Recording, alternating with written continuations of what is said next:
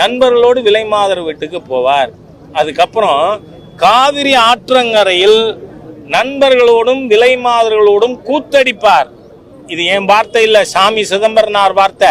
அதனால கேட்டு இருக்கிறவங்க யாராவது கம்ப்ளைண்ட் கொடுக்கணும்னா யார் மேல கொடுக்கணும்? யார் மேல?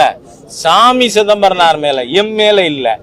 என்ன அதற்கு அந்த விலைமாதரோட காவிரி ஆற்றங்கரையில் கூத்தடிக்க, eating and mating in public is an act of an animal.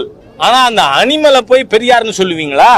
அதுக்கு அவர் என்ன பண்றாரு, எப்படி பெண் அடிமையே அவர் பிராக்டிஸ் பண்ணாருங்கிறதுக்கு அந்த மாதிரி கூத்தடிக்க வீட்டிலிருந்து அவருக்கு சமையல் சமைத்து அனுப்ப வேண்டும். யாரு? அவர் மனைவி நாகம்மையார். நான் கேட்கிறேன், இவர் விலைமாதர்களோட கூத்தடிக்கிறதுக்கு, சாமி சிதம்பரனார் சொன்னது கூத்தடிக்கிறதுக்கு, மனைவியை நீ சோறு சமைச்சு கொடுன்னு சொன்னா அது பெண் அடிமைத்தனமா, பெண் விடுதலையா?